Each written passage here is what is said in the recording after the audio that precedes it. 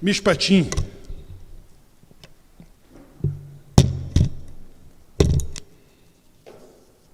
Mishpatim, ele é uma parte muito importante da outorga da lei. Nós comentávamos nessa noite de que as religiões, elas são bem seletivas em relação aos mandamentos, aos preceitos. E elas classificam com grau de importância cada mandamento. Você pagar uma indenização a uma pessoa que trabalhou é tão importante quanto o Shabat, quanto o Yom Kippur. E quando nós rezamos o Yom Kippur, todas as nossas rezas, desde o Kol Nidrei até o Neilá, em que encerramos, nós rezamos em todos os tipos de transgressões previstas na Torá. Mas o que é a Torá?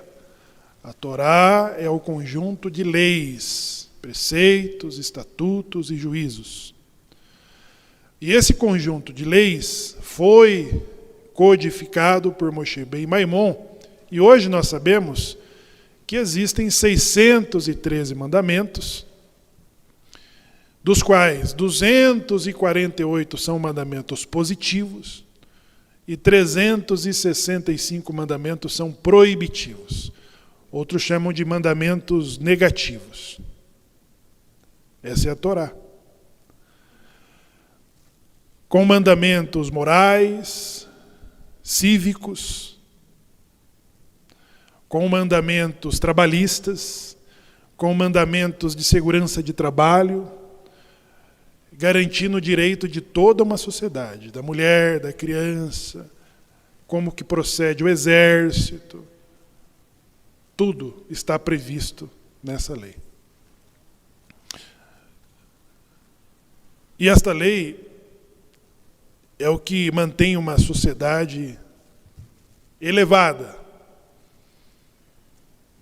uma sociedade próxima a Deus.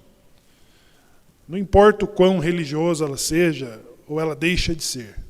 Mas se ela seguir esses mandamentos, ela está muito próxima disso. As civilizações que deixaram de existir e que deram suas contribuições, elas regulamentaram e revolucionaram o nosso mundo, o mundo que nós conhecemos hoje, em muito. A presença judaica, a presença árabe, a presença cristã, tudo isso trouxe uma contribuição para o que nós somos hoje. Você pode expressar da liberdade de... Você pode expressar da liberdade de você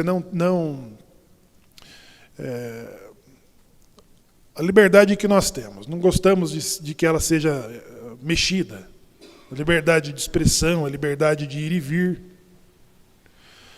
E essa semana surge uma lei em que o credor ele pode deter o seu passaporte. É isso? Ou a sua CNH, que é a sua permissão de dirigir. Isso está promovendo uma reação dos brasileiros, porque a Suprema Corte vai definir que quem não paga suas contas, ele não pode sair do país. E quem não paga suas contas também não pode dirigir. Não tem permissão de dirigir. Há uma reação. Não é? Mas quem não pagava suas contas no período do primeiro templo, ele era levado como servidor, até que as suas contas fossem pagas. Não era assim? Não era o passaporte que era cassado, e nem a CNH, que é a sua permissão de dirigir. A pessoa servia por 6 anos.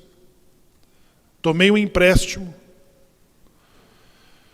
e os meus negócios não foram como previsto, e eu não consigo pagar o meu credor. Então você, a pessoa, a esposa, ou talvez os filhos, eles seriam escravos por quanto tempo? Vocês se lembram ou não? O judeu poderia servir em quanto tempo? O judeu não poderia servir mais do que 6 anos, porque no 7º ele deveria ser solto. E esse tipo de serviço era em função das suas dívidas contratadas, e era em função também dele ter cometido um furto, um roubo, do qual ele não pudesse restituir, ele também servia. Então, a sociedade vai se organizando. Então, chega um tempo em que você ter uma restrição no SPC ou no Serasa, parece que já não é suficiente para os credores. Eles querem mais. Eles querem que você dê o seu passaporte e a tua CNH, até que você pague sua dívida. Eu não sei, eu não analisei com frieza, mas parece... Se você se colocar no lugar do credor, que é o que cedeu, se você se colocar no lugar dele, você... Tem uma piada que as pessoas dizem assim, eu estou procurando um agiota que não mata, né?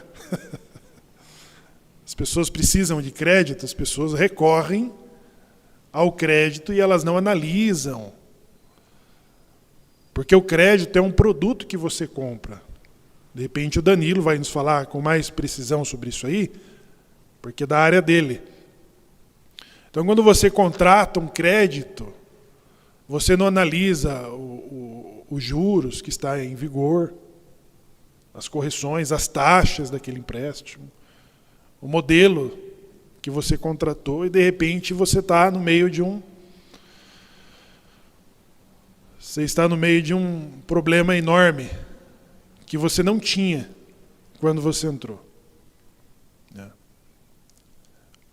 Esses empréstimos dentro das comunidades judaicas, ela é sempre mediada por um tribunal.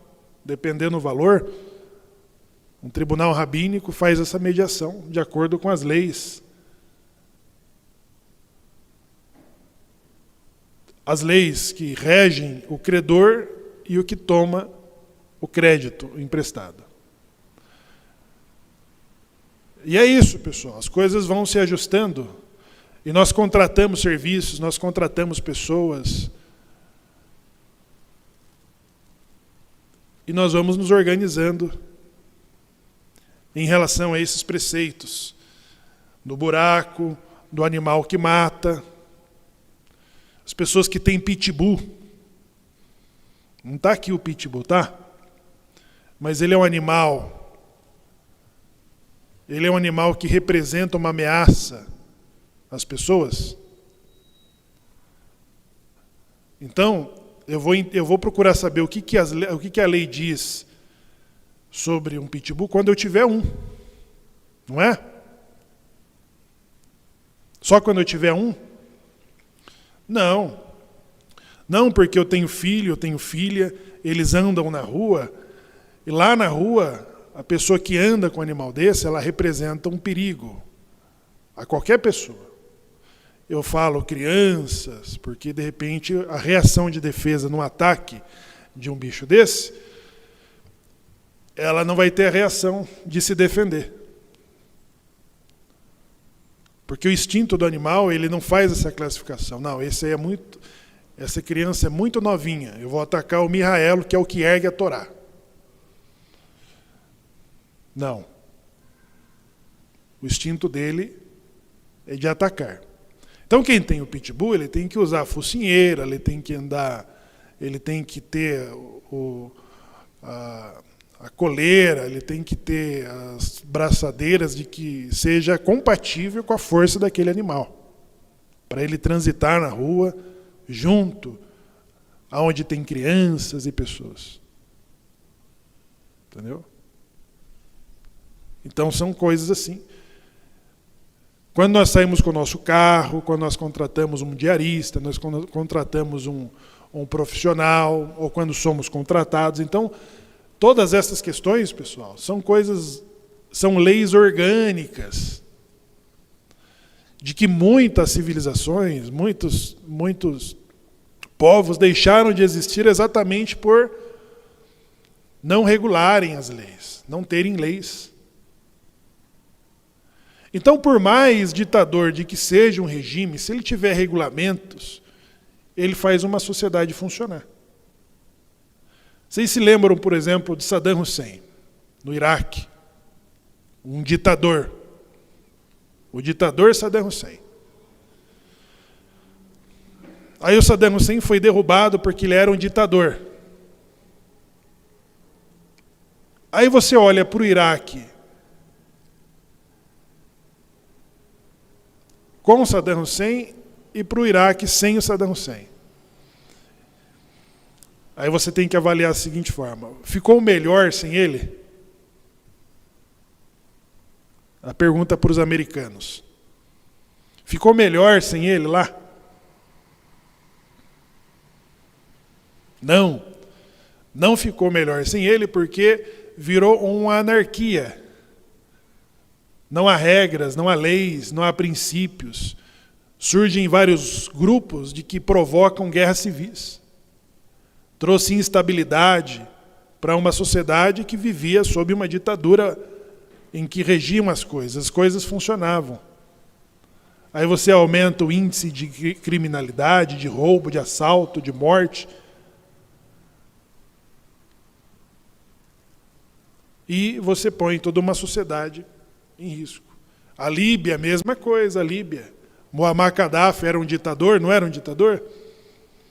Ele era um ditador, mas ele sabia colocar as regras e tinha controle sobre todas as camadas da sociedade. E as suas regras faziam as coisas andarem organizadas.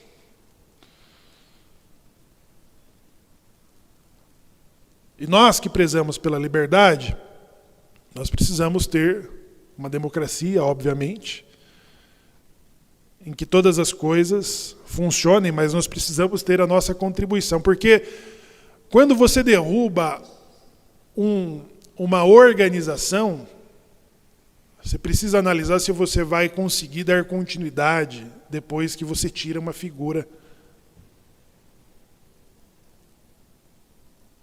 problemática da frente. Isso se mostrou falho nessas duas situações que eu mencionei aqui. Então, pessoal, Mishpatim, ele regula todas essas coisas. Nós temos um Midrash que diz que um juiz foi julgar uma demanda de uma reclamação que as folhas da árvore do vizinho caíam sobre o seu quintal. O que provoca quando as folhas do vizinho caem sobre o seu quintal? É sujeira no teu quintal, é fruta que apodrece, é sujeira de passarinho, o que mais? Entope as calhas, dá umidade na sua parede, é uma série de constrangimentos. Aí esse judeu foi reclamar lá e o juiz que caiu a situação, o juiz tinha uma árvore em que as folhas caíam para o lado do vizinho. Aí ele falou assim, olha, vamos remarcar a audiência. Ele remarcou a audiência. Quando ele leu lá o processo, ele remarcou a audiência.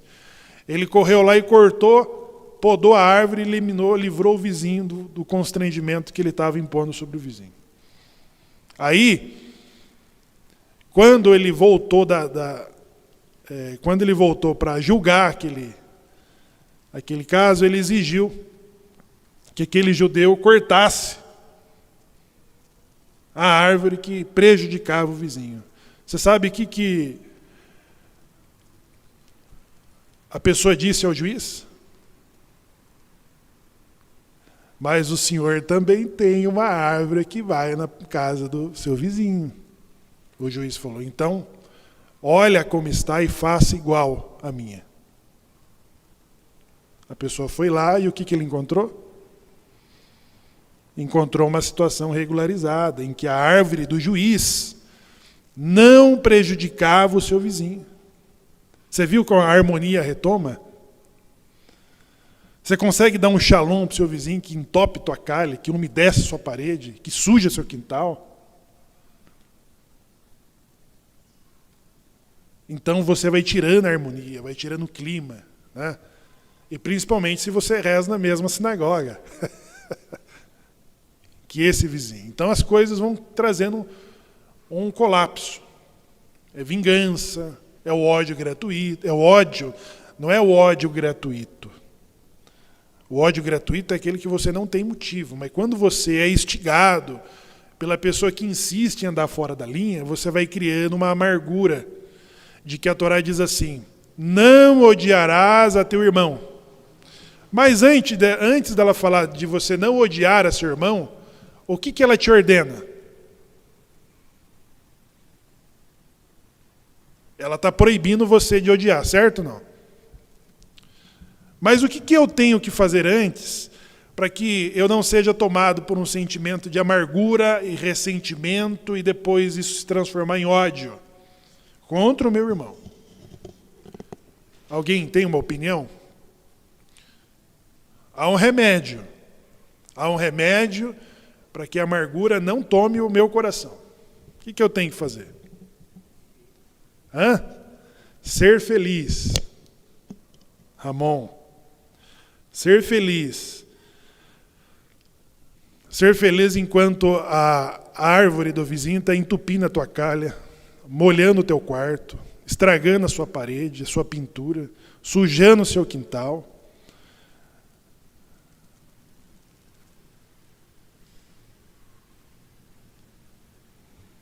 A Torá diz assim que quando para você não ser tomado de amargura, você diz que tem que repreender teu irmão. Então, o remédio para você não ter amargura e ódio é repreenderás a teu irmão, porque você é proibido a odiá-lo. Aí você fala assim, não, em nome da boa vizinhança não tem problema, deixa que eu vou lá e resolvo. Aí você sobe lá, desentope a calha, ela entope de novo. Mas você não tem coragem de chegar e falar, Ismael, a tua árvore está entupindo a minha calha. É isso que a Torá manda fazer. O Ismael fala assim, Shemuel, me desculpe, eu vou providenciar a solução disso aí. Não resolveu? Resolveu. Eu tomei empréstimo de uma pessoa e atrasei do prazo que me comprometi. Aí o credor fica ali, né? Poxa, rezamos na mesma sinagoga e agora eu vou ter que cobrar a pessoa. Você tem que cobrar a pessoa. Ô João, venceu o dia 10 o nosso compromisso. Está tudo certo? E o João que dê as explicações. Se ele não se antecipou e falar, olha, eu vou atrasar aquele acordo lá, por isso e por isso e por isso. Eu estou te prevenindo que eu vou atrasar um pouco. Por favor, tenha paciência. Se ele não fez isso, você tem que ligar para ele e falar, hoje é dia 11, o nosso compromisso era para todo dia 10, está tudo certo? E as coisas vão funcionando. Em casa não é assim? Nós compartilhamos os deveres, um lava a louça, o outro enxuga, o outro guarda, todo mundo tem que arrumar seu quarto. A Terezinha deixa a toalha molhada das crianças ficar no sofá.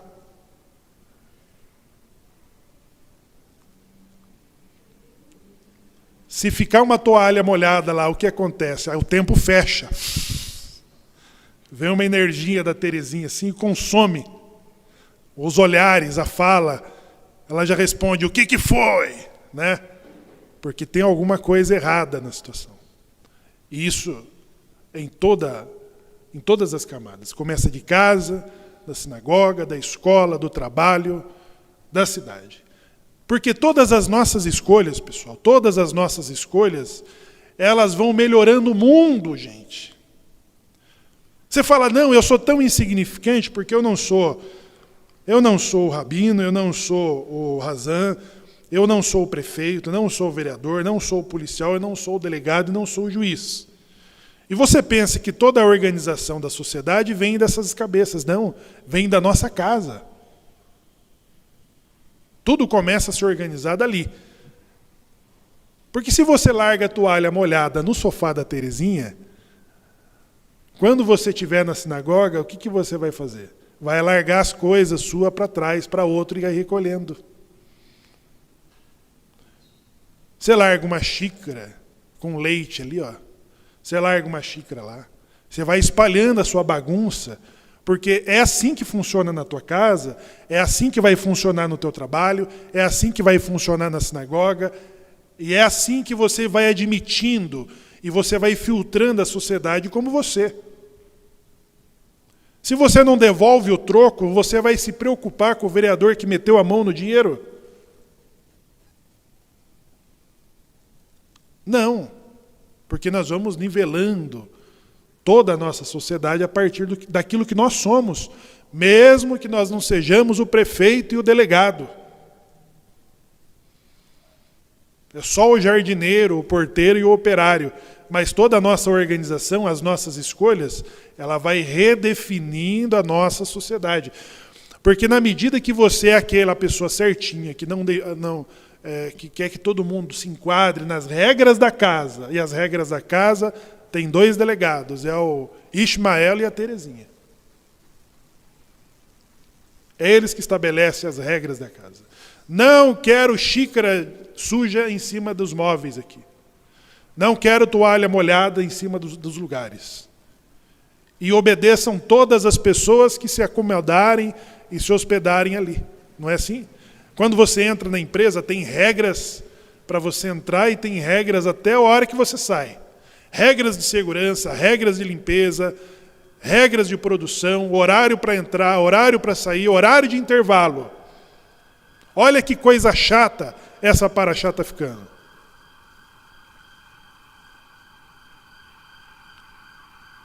Porque só precisa de um policial te fritando no olhar quando você começa de casa. Você foi fritado pela Terezinha porque largou a tua toalha lá molhada no sofá. Aí sai resmungando. Quando eu tiver 20 anos, eu vou ter minha própria casa. Porque você não aguenta as regras daquela casa. E você quer se livrar daquele controle. Ficam me controlando, ficam cuidando da minha vida, as pessoas não admitem. Aí ela sai para fora, leva a multa. Leva a multa por quê? Chega na empresa, ela não entra no plano de mérito, ela não tem aumento, porque larga a ferramenta ali, não faz o isolamento da segurança do trabalho, o pessoal da CIPA fica chamando atenção. E assim, pessoal, as coisas vão acontecendo. É acidente de trabalho, é acidente de trânsito.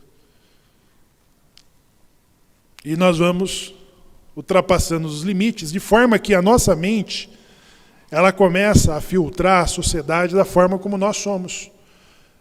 Quando você vai lá na urna e escolhe um candidato que comprovadamente ele é corrupto, é porque é a tua forma, a tua visão de mundo. Você não devolve o troco, eu tenho um amigo que vende,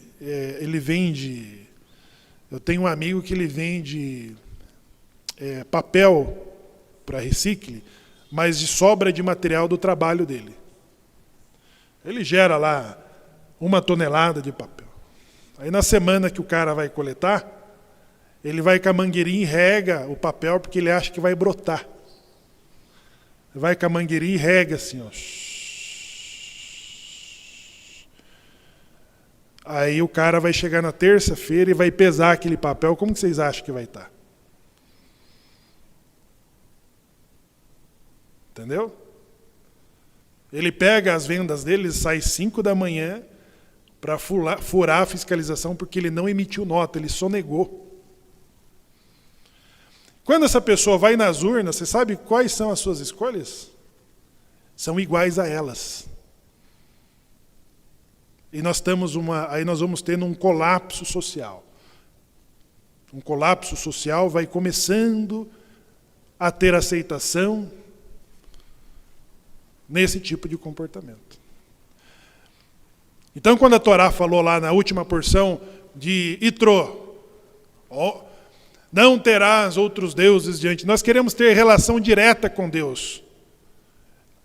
A nossa relação é direta. Eu rezo para Deus, eu falo com Deus, Deus fala comigo, eu honro a minha mãe, eu guardo o Shabat, eu tenho dieta, eu tenho uma dieta própria de cachurute, eu tenho um método de pureza familiar, mas todo o resto é no trambique e no cambalacho. Entendeu, pessoal? Aí não. Aí nós vamos ajustando isso, entendeu? Vamos ajustando. Porque hoje o cara que é jardineiro, ele pode ser o policial. O cara que molha lá o papelão lá, para vender, para ganhar no peso, se ele for um policial e tiver em aperto financeiro, qual você acha que é a postura que ele vai tirar vantagem? Se você me dá 100zão, a gente nem viu que seu pneu está careca. Eu nem vi. Entendeu? Se essa pessoa for juiz, o prefeito, o vereador, porque os critérios que Itrô deixou lá na última semana, que vocês estudaram aqui com o Shimon, falou: Moisés, escolha homens trambiqueiros. Era isso que Itrô falou para Moisés? Escolha homens justos, que julguem as demandas. O homem justo, ele tem que ter notório saber, ele tem que ter reputação e ele tem que odiar tirar vantagens. Ele tem que odiar o lucro. É um perfil de pessoas para estarem à frente. Quando nós escolhemos as pessoas que vão nos representar como representante estudantil, no condomínio do teu prédio, no sindicato lá da empresa que você trabalha, no conselho da sinagoga, o vereador, o prefeito, o governador, o deputado e o presidente, você tem que ter Itrô na tua mente que diz assim: homens justos, tementes a Deus, que odeia tirar vantagem. Entendeu? Quando nós escolhemos esses representantes, Itrô tem que entrar na nossa mente, ainda que você não seja isso, que você está largando a toalha molhada lá e estacionando no lugar do deficiente. Porque são coisas que nós vamos admitindo, coisas simples. Você colocou na vaga lá do deficiente, e se você não é deficiente, já é uma corrupção. E nós vamos admitindo, não, nós vamos justificando. Então, daqui a pouco, a forma como nós filtramos a sociedade e o mundo, ele se parece conosco, as nossas escolhas, entendeu? Os nossos filhos. Então, tudo vai assumindo uma forma assim, ó, que se pareça conosco. Participa conosco, minha Elisha, quer fazer um comentário? Shabbat Shalom a todos. O que não pode ser negado a nenhum estado, a nenhum país, que os princípios básicos da ordenança jurídica vêm do princípio primário das nossas leis judaicas: a vida, a liberdade e a igualdade. E outra coisa preocupante com essa nova lei: o que serão dos nossos motoristas de ônibus, dos nossos caminhoneiros e nossos pilotos. Obrigado. Tá vendo, pessoal? Quando as pessoas falam assim: vocês ficam falando de política aí na Paraxá. Vá para a igreja. Porque a Torá é um conjunto de regras que começa em você. Lá na igreja, até os padres e pastores estão se voltando para essas questões. Ou seja, está ficando difícil para a pessoa isenta se envolver. Porque a Torá é um conjunto de regras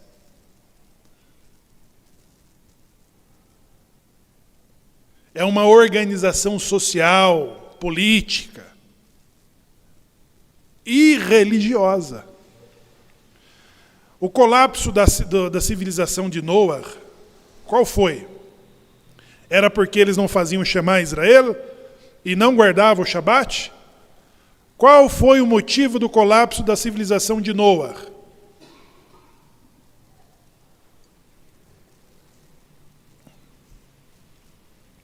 Aí que Deus diz assim, me arrependi de ter feito o homem. Qual era? Alguém se arrisca, não? E por aumentar o roubo, a corrupção e o homicídio. A civilização de Noé era essa. Não tinha regra, não tinha princípio, não tinha nada. Era uma anarquia em que não havia respeito pelo deficiente, não havia respeito pelo idoso, não havia respeito pelo pai, não havia respeito pela autoridade. Roubavam e matavam. O que Deus fez? Destruiu aquela sociedade. Elas deixaram de existir. Aí vem Sodoma e Gomorra. Sodoma e Gomorra tiveram que também ser destruídas. Por quê? Porque não exerciam com tzedakah, com justiça.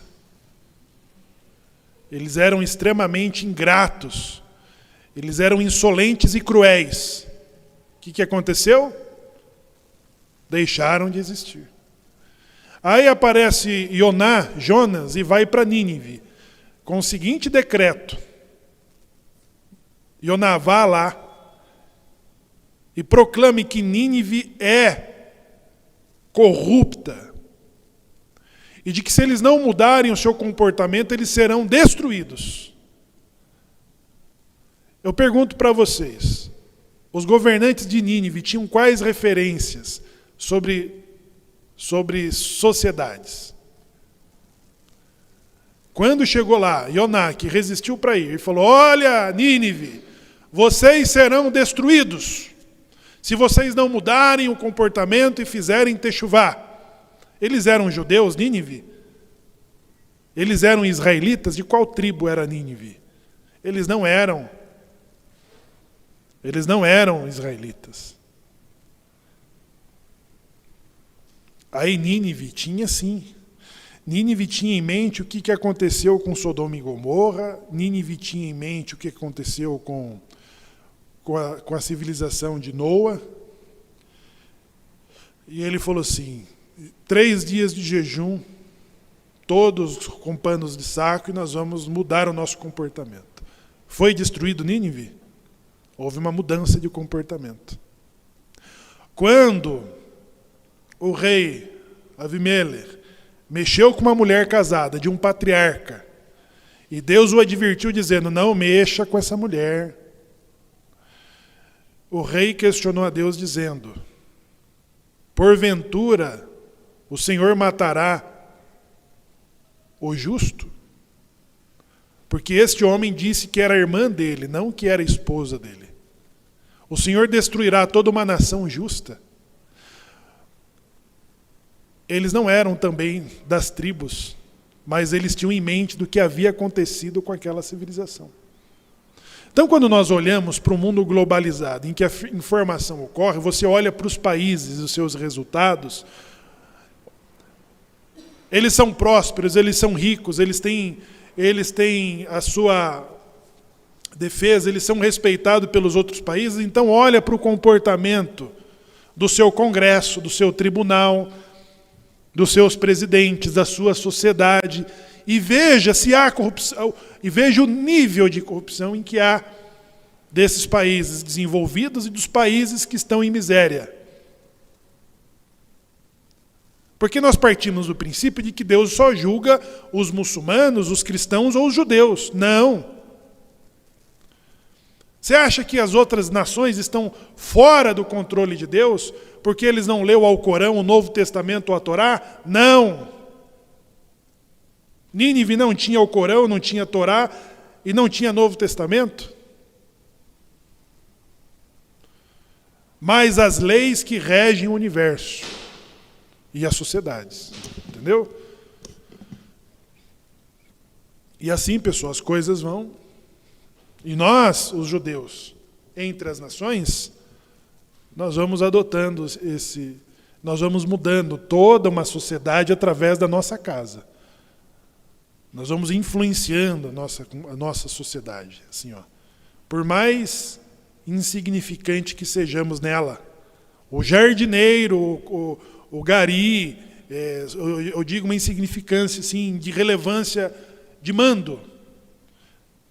Mas é deles que começam toda a mudança, porque começa da nossa casa. Nós vamos expandindo isso através dos nossos critérios.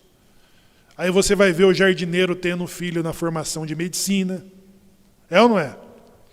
Você vai ter o filho do pedreiro sendo escolhido numa Suprema Corte, porque são os valores que nós vamos agregando numa sociedade que vai expandindo. Ela vai expandindo. Então, as religiões que fazem as classificação dos mandamentos, do grau de importância, elas dizem, os mandamentos morais, os mandamentos cerimoniais, as leis sagradas. O que é lei sagrada? São todas justas, são todos mandamentos. Entendeu, pessoal? Então, a nossa sociedade ela vai se elevando, ela vai se desenvolvendo. Shabbat Shekalim. O que está acontecendo hoje? Hoje, nós cumprimos a mitzvah. Nós e todas as sinagogas do mundo estão lembrando o Shabbat Shekalim. Shabbat Shekalim era a lembrança comunitária de que todos os judeus, todos os israelitas, todos os hebreus, eles alcançariam, que em posse da sua maioridade, eles entregariam como censo um meio shekel, que é o valor da moeda corrente. Digamos, seria para nós hoje 50 centavos. Mas todos os brasileiros deveriam comparecer com 50 centavos. Eu estou dando esse exemplo para vocês. É como os israelitas, os homens eram contados através da sua maioridade. Eles entregavam esses valores nas mãos dos sacerdotes, e esses valores eles adquiriam as ofertas, os animais que seriam oferecidos como ofertas pelos sacerdotes. E feito o censo de quantos homens temos, quantos vão compor o exército, e assim sucessivamente. Os hebreus não poderiam ser enumerados. Eles não poderiam ser contados como arriscou fazer Davi. Davi mandou contar os israelitas e teve um grande prejuízo por sofrer um grande castigo. A Haftará, ela fala de um rei que começou a reinar com apenas quantos anos? Alguém se lembra da leitura, não? Aos 7 anos de idade. Ele tinha um tutor, que era o Cohen Gadol. Ele era sucessor de uma rainha perversa e idólatra. Mesmo nos lugares sagrados. Estamos falando de Eretz Israel. E esses israelitas tinham lugares públicos de adoração de Baal e de outras divindades existentes naquele período.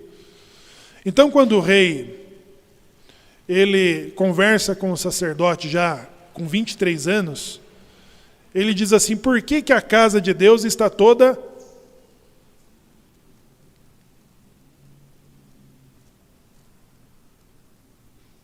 desorganizada? O rei teve essa preocupação. O rei teve essa preocupação.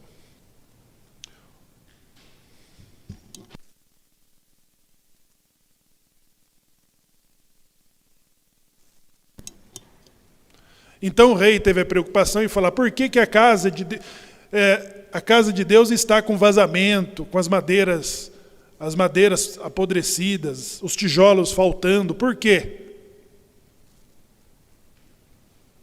Aí os sacerdotes olharam as somas do meio shekel, que eram levados, e naquele período ele já era usado para a manutenção do Beit HaMikdash. Ele já era usado para isso. E os sacerdotes olharam aquilo ali, e o Kohen Gadol ordenou para a arrecadação. Ele pegou uma caixa, fez um furo na tampa e colocou na porta. Ele colocou na porta do templo. E foi apregoado que todos eles deveriam trazer a sua tzedakah, a sua oferta. Para quê que seria? Para a manutenção do templo. E assim foi feito. O gasofilaço, o que você vê em todas as sinagogas, a caixa da tzedakah, ainda é a forma como funciona a manutenção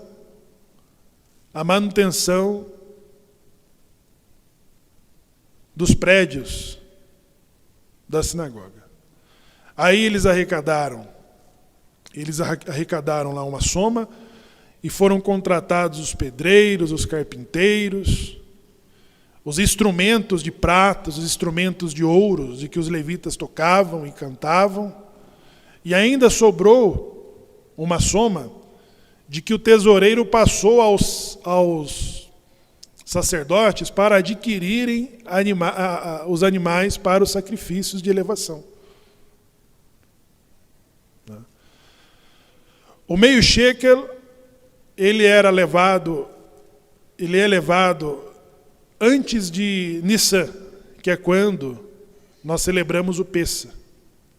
O Shabbat Shekalim era o sábado que começava a lembrança. Ei, pessoal, todos os homens precisam trazer o meio shekel. E era obrigatório de que todos levassem, como vocês ouviram na leitura do Maftir, que o Ramon fez. O meio shekel era essa moeda de menor valor, de que tanto o rico como o pobre não poderia aumentar e nem diminuir. Eles deveriam levar o meio shekel, e se ele não tivesse, ele deveria tomar emprestado, mas todos eram obrigados a se apresentar com o meio shekel. No período da construção do Mishkan, o meio shekel foi usado para a construção da pia, da lavagem das mãos dos Kohanim. Quando nós estudarmos lá Terumá, nós veremos que o meio shekel coletado ele vai ser usado para construir esse recipiente. Obrigado, Ramon, por favor. Ele é usado exatamente para construir a pia de bronze que os Kohanim fazem a lavagem das mãos. Todas as vezes que eles entravam no lugar sagrado, ele fazia a lavagem das mãos. Então, pessoal, a Torá, ela entra no ciclo da observação de Davi do Salmo 19. O Salmo 19, Davi olhou a precisão de que todas as coisas funcionavam. O sol, a lua, a chuva, o mar, os rios, as estrelas, a lua, os astros. Toda a criação que Deus fez, Ele deu leis, como diz os Salmos, de que o mar cumpre suas leis. Quais são as leis que o mar cumpre? Ele cumpre as leis que Deus determinou. Então, quando Davi, no Salmo 19, ele observa que todas as coisas funcionam com precisão, O sol nunca se atrasou e nunca mudou a rota do lugar da onde ele percorre. Então, quando Davi ele conclui a precisão e a perfeição de que todas as coisas funcionam cumprindo as leis, ele diz assim: a lei do Senhor é perfeita. A lei do Senhor é perfeita porque ela também corrige toda uma sociedade. Então, Israel sofreu duas galutes, duas dispersão. Por que vocês acham que nós estamos fora de casa?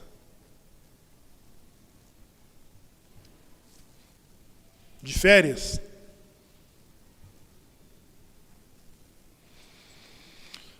Estamos de férias? O que você acha, Fábio? Estamos de férias?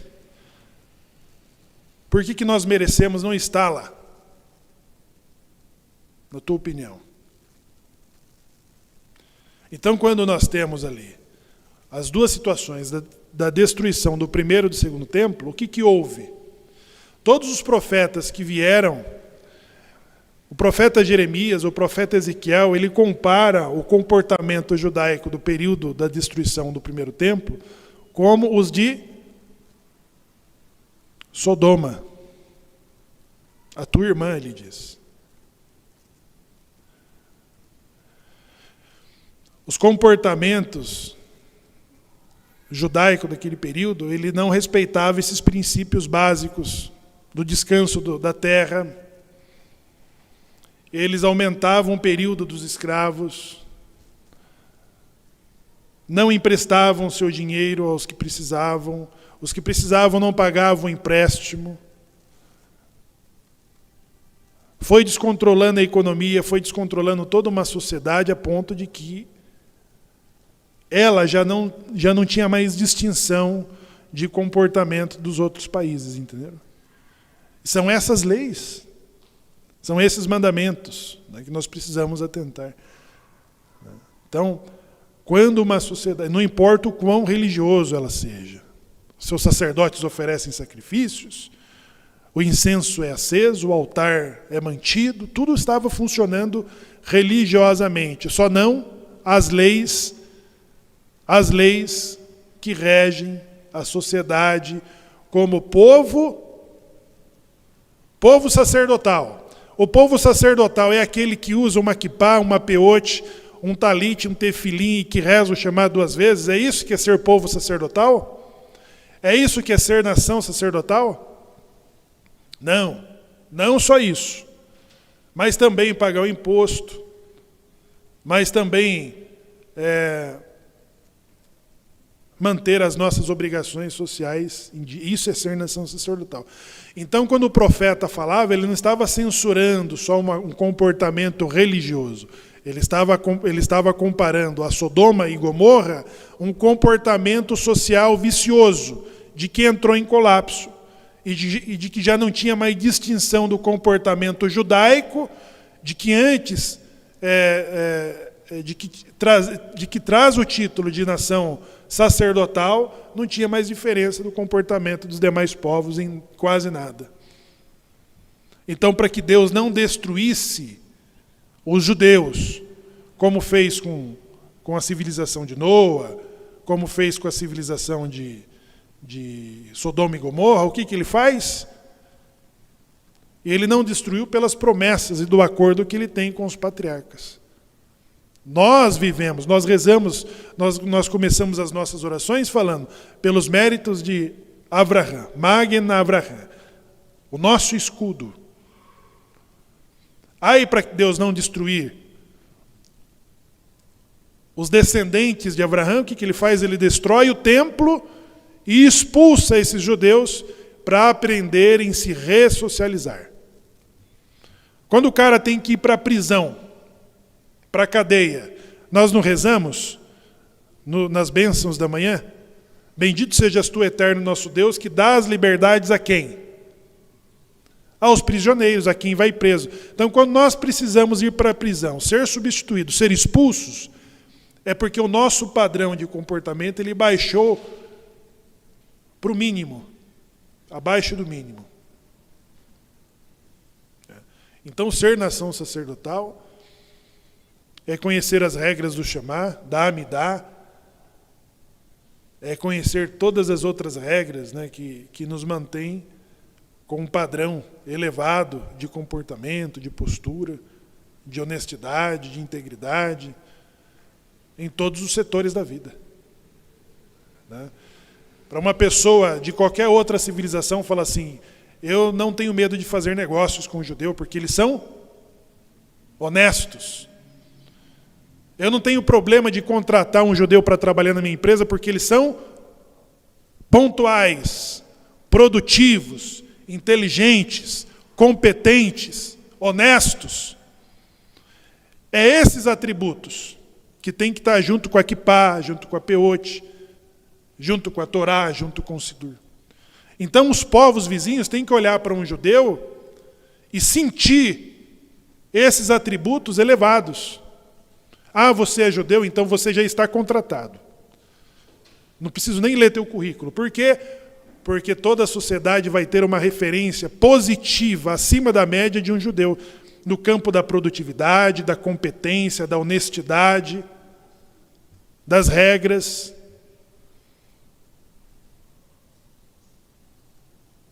E é assim que funciona. É essa impressão que nós precisamos causar quando as pessoas sabem que você é judeu. Que você é judeu. Nos negócios. Ah, eu vou trabalhar para um judeu. Trabalhe. Trabalhe sem medo. Pode entrar lá que eles são justos. Ah, eu vou contratar um judeu. Pode contratar que são ótimos funcionários. Porque as pessoas contratam um judeu pensando que está contratando José. Meu negócio vai expandir. Entendeu? Eu vou contratar um judeu porque José, a fama de José é de que eles entram e fazem o negócio explodir, expandir. Então as pessoas, os não-judeus têm que ter todas essas referências positivas sobre os nossos comportamentos, do que Mishpatim, que fala do cuidado com o animal, da cerca, da planta, do funcionário. São regras básicas de que nós compartilhamos como brasileiros. Porque se nós estivéssemos na Venezuela, nós estaríamos falando de acordo com o que funciona na Venezuela. Mas, graças a Deus, nós estamos no Brasil. Então, todos os outros brasileiros que não são judeus, eles precisam ter em mente a elevação de que representa o Fábio, o Elisha, o Mihael, o Moshe, o Eliarro. Todos nós, na escola, aquele aluninho judeu. Eu entrei uma vez num curso do Senai, em Campinas. No meu primeiro dia, eu fui conhecer as regras do Senai, lá em Campinas. Entrei de boina, aí veio o diretor do Senai e falou, aqui tem que ser calça jeans, não pode entrar de regata, só pode entrar com a camisa do Senai, da instituição. Não pode usar piercing, não pode usar brinco. As regras do Senai. Não pode usar boné. E eu de boina. Aí, no primeiro dia, aí eu removi a boina e estava de kippá. Aí sai o coordenador do curso e o professor entrou e falou assim, eu dei aula no Senai de São Paulo, e tinha muitos aluninhos judeus. Ele falou de uma forma assim, não pejorativa. Ele falou assim, você pode usar sua kippá aqui. E lá na minha turma tinha 2 adventistas. Aí eu levei a declaração das aulas que eu não assistiria no sábado e nem na sexta-feira à noite. E esse professor, que tinha doutorado em engenharia, ele falava assim, fique tranquilo, judeuzinho, que você... Aí, os adventistas não iam na sexta-feira. Na segunda-feira eles perguntaram assim, por que vocês não vieram na minha aula de sexta-feira? Aí eles falaram assim, para o mesmo motivo desse judeu aí. Ele falou, não... Vocês devem vir na minha aula. Fala para o pastor de vocês que não é pecado assistir minha aula. Vocês têm que estar aqui na sexta-feira. Eu entrei numa onda de que os judeus que lhe deu aula lá em São Paulo fizeram uma média muito acima, muito positiva. E o peso da responsabilidade de manter essa média, essa autoestima de que aquele professor tinha pelos seus aluninhos judeus. Então, pessoal, nós precisamos ter isso, né? Eu usufruí de um benefício de que foi construído por outros judeus de quem ele deu aula, que não faltava, que entregava os trabalhos, que eram competentes, que entregava o que era pedido, entendeu? Que tinha resultados acima da média. Então, quando eu percebi isso, eu falei, bom, isso vai ser competitivo, eu tenho que manter a média de que os outros judeus deixaram aqui. A boa reputação, pessoal, de que Itrô deu é o critério de que Moisés escolhe as pessoas. Então, não importa o que você seja. Sou jardineiro, sou pedreiro, sou eletricista, sou gari, mas se você estiver no critério de Itrô, homens justos, honestos, que aborreçam tirar lucros e vantagens e que são tementes a Deus, você vai ter uma elevação na sociedade, porque você contribuiu para que ela se elevasse. Né? Então é isso. Nós precisamos ter reputação, inspirar nas pessoas isso. De que as pessoas queiram que você esteja do lado dela, nos negócios delas, queira você como credor, que ela queira você, ela te empreste, fala, não, você é para judeu, eu empresto sem contrato, sem nada. Ele é judeu e os judeus são honestos nos seus negócios. Entendeu? Nação sacerdotal é esse peso. Quando você põe a quipazinha para rezar de manhã e que você sai da casa e beijou a mezuzá, você tem que deixar esse rastro de positividade em todo o seu comportamento, no trânsito e dos lugares por onde nós passamos. É um peso, pessoal. Né? De que as pessoas tenham confiança no que somos e no que fazemos, ainda que elas não acreditem naquilo que nós acreditamos. Mas que ela se sinta à vontade em ter qualquer tipo de tratativa, de relacionamento no mundo dos negócios, onde quer que seja. Entendeu? É mishpatim. Não são mandamentos elevados de pôr o tefilim. Ah, eu sou judeu elevado. Não. Você é judeu elevado, antes de se pôr tefilim, você tem que ser judeu elevado em outros lugares também.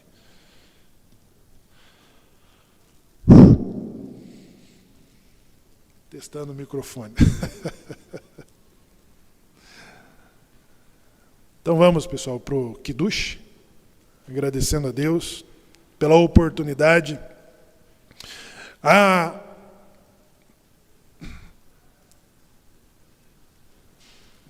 O Mei Shekel é essa lembrança. Nós teremos aqui as 4 porções das semanas que antecedem Purim. Tá? Então Purim está se aproximando e nós estaremos celebrando Purim a partir da sinagoga, aqui, com a leitura da Megilá de Esther, homens, mulheres e crianças fantasiados, e nós cumpriremos com as tradições de Purim. Hoje nós teremos a aula de Bar e Bat Mitzvah a partir das 16 horas com Moreh Hanô. E é importante que você, pai, acompanhe seus filhos. Pode assistir a aulinha com eles, ou garanta de que eles estejam assistindo a aula. Tá? E a partir das sinagogas que estiverem mais próximas de você, eles concluirão o curso de Bar Mitzvah sendo chamados os meninos para a leitura da Torá, as meninas para uma celebração de Bat Mitzvah, em que ela também vai a Torá, porém não no Shabat como os meninos, e seja concluído e que você, pai, e você, mãe, cumpra o seu dever e o seu papel de entregar a maioridade para o seu filho, para a lei, para o mandamento, não para o Yetzer Hará e não para a Hassatã. Garanta de que os instintos, de que seus filhos estejam assegurados como filhos da lei, como filhos do mandamento. Vamos então ao Kiddush.